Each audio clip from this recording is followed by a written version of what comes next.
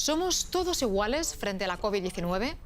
Ante el virus no solo son más vulnerables las personas mayores o aquellas con ciertas afecciones previas, también los más débiles económicamente sufren más sus consecuencias.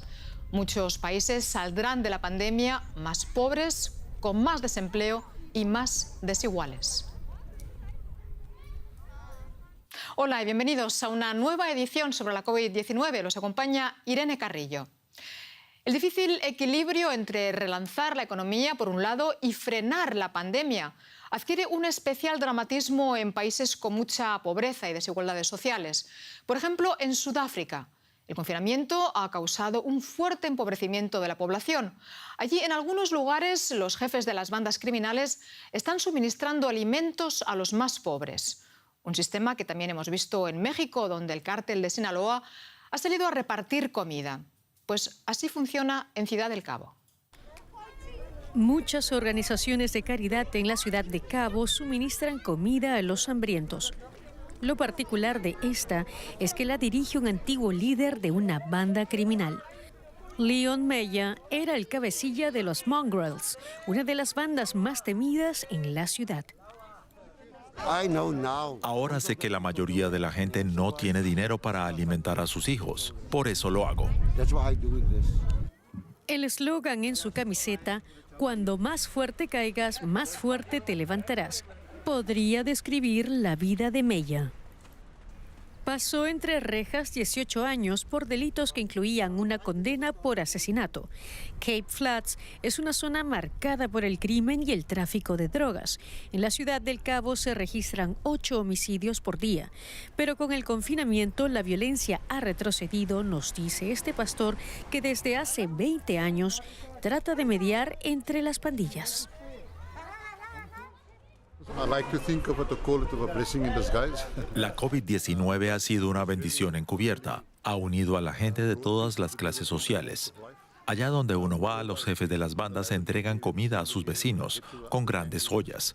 Es como la historia de Robin Hood. Se ocupan de los hambrientos.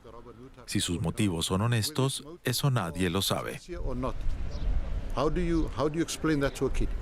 Desiree Simon tiene 4 hijos y para ella Meyer es desde el confinamiento un símbolo de esperanza en el barrio. Con las ayudas sociales no llega ni a mitad de mes, el desempleo es aquí muy alto. Es una situación dura. Dependemos de la ayuda de gente como él o de los vecinos. No es justo. El gobierno no nos ayuda. Solamente se interesan por nosotros a la hora de conseguir votos en las elecciones. Leon Meyer es el único que apoya a la comunidad. No lo hace nadie más. Pero el criminólogo Don Pinnock está convencido que los miembros de las bandas tienen un motivo para ayudar a la comunidad.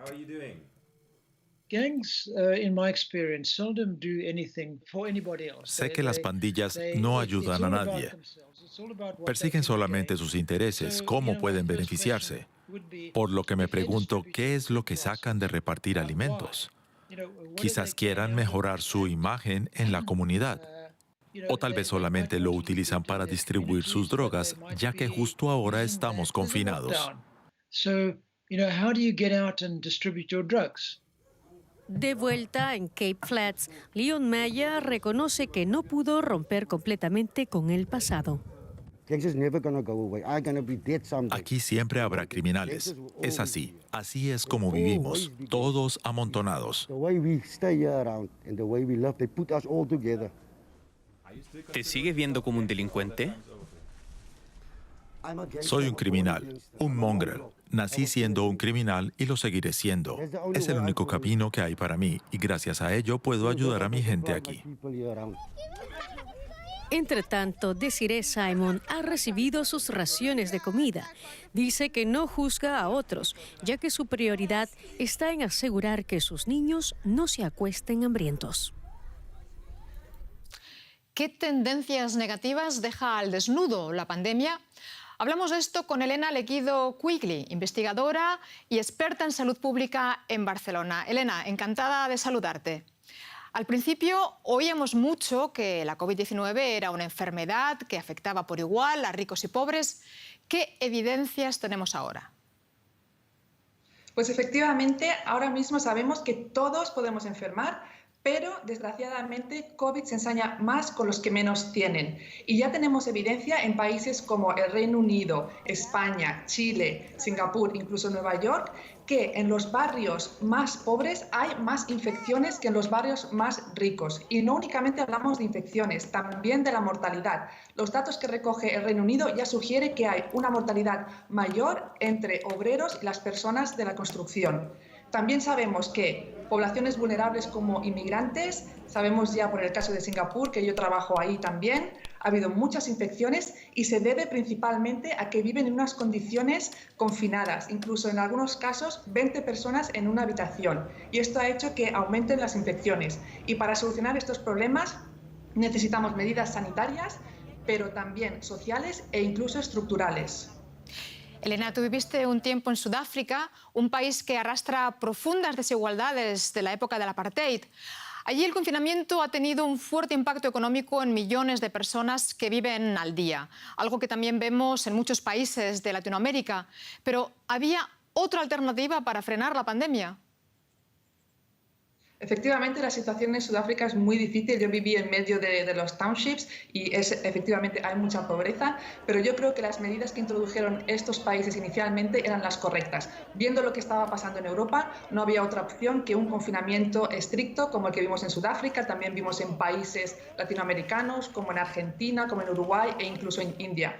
El problema ha sido ahora, una vez se ha abierto este confinamiento, lo que hemos podido ver ahora son las debilidades del sistema de salud y también las vulnerabilidades de la población, como habéis comentado antes en el caso de Sudáfrica. Y aquí es muy importante que protejamos a los más vulnerables y sobre todo a las personas mayores y que las personas continúen utilizando la mascarilla, la distancia social y la higiene. Encontrar un cierto equilibrio entre frenar el avance de la pandemia, pero sin paralizar del todo la economía, ha sido posible en países con recursos, como Alemania. ¿Por qué los países ricos no han sabido incorporar las perspectivas y necesidades de la población más pobre? Pues esta pregunta, Irene, creo que es fundamental y es uno de los grandes errores de los países más ricos. ¿Cómo puede ser que nos hayamos olvidado de los más vulnerables? Y aquí el caso yo creo que es el más estremecedor, es el de las residencias y cómo se ha dejado morir a tantas personas en las residencias, a las personas mayores, y no se les ha tenido en cuenta. Y aquí yo creo que podríamos aprender de los países más pobres, porque cuando nosotros trabajamos en pandemias y trabajamos en el ébola, era muy claro que para tomar decisiones hay que escuchar a la población, hay que involucrarles en la toma de decisiones. Nos hemos olvidado en Europa y en cambio países como Nigeria, como Bangladesh han introducido estas medidas donde involucran a la población y deberíamos aprender de ellos. Elena Legidogugli, muchas gracias por este análisis. Muchas gracias. La pandemia ha multiplicado la pobreza en Latinoamérica, donde ha tenido un fuerte impacto en la economía y en el empleo. En un reciente informe, la ONU advirtió que la crisis del coronavirus provocará en la región una contracción del PIB en un 9,1%, la caída de las remesas en cerca de un 20% y el incremento de los niveles de pobreza en al menos 45 millones de personas. Y sin embargo, de acuerdo con un estudio de la ONG Oxfam, eso no ha impedido que decenas de grandes fortunas amplíen su capital durante estos meses. Y para los niños de la calle en la India, la vida era ya muy dura antes de la pandemia del coronavirus y ahora lo es aún más. El país tiene grandes dificultades para controlar la propagación de la COVID-19. Más de 1 millón de indios se han infectado y el confinamiento afecta con más dureza a quienes ya vivían marginados. Veamos. Rustom tiene 15 años y de vez en cuando le gusta ver televisión en esta habitación sombría. Es su hogar y el de 50 personas más. Este edificio, como muchos otros, es un refugio para familias como la suya, sin hogar. Así se les dio a muchas de estas familias un espacio para vivir tras el confinamiento nacional para contener la propagación del coronavirus, pero sigue habiendo muchas personas sin hogar. Rustom es uno de los 70.000 niños y jóvenes que viven en la calle en Nueva Delhi, la capital india. Muchos de ellos se marcharon de casa o fueron abandonados. Algunos logran ir a la escuela, pero para la mayoría de ellos el acceso a una educación es simplemente un sueño lejano. El padre de Rustom está enfermo. Como hermano mayor, esta situación lo obliga a mantener a la familia. Antes de la pandemia, lo hacía tomando trabajos esporádicos todos los días después de la escuela. Antes del confinamiento recogía trapos en la estación de tren. Luego vendí té en un parque cercano. También vendí juguetes y mazorcas de maíz. Después de eso comencé a vender botellas de agua y bebidas frías. Ahora solo le queda mendigar. Estos niños ya se encontraban marginados de la sociedad y sin acceso a ayudas sociales antes de la pandemia. La situación actual los ha hecho aún más vulnerables. Estos chicos se enfrentan a muchos problemas. Pueden caer en situaciones de esclavitud infantil, tráfico de personas, matrimonios infantiles o prostitución. Payal tiene mucho en común con Rustom. Tiene 15 años y también recogía trapos de una estación de tren cercana para mantener a su familia. Para las muchachas de familias sin hogar, la oportunidad de tener una educación es aún más remota, sobre todo si tienen que asumir las tareas domésticas.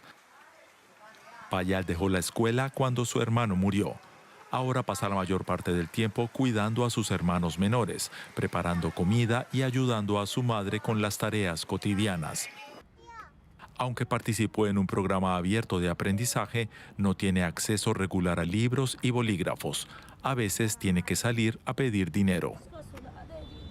Podemos llevarlos a un refugio o a un hogar para niños, pero a menos que exista una protección a los medios de subsistencia de estas familias, a menos que tengan acceso a alimentos, asistencia médica y algo de dinero, la mayoría de estos niños seguirán en las calles.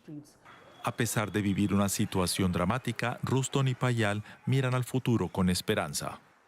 Quiero continuar mis estudios para poder enseñar a otros niños y ayudarlos.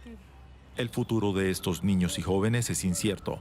La situación actual en el país ha hecho que las perspectivas para ellos sean aún más sombrías. Y esto es todo. Gracias por su confianza. Hasta pronto.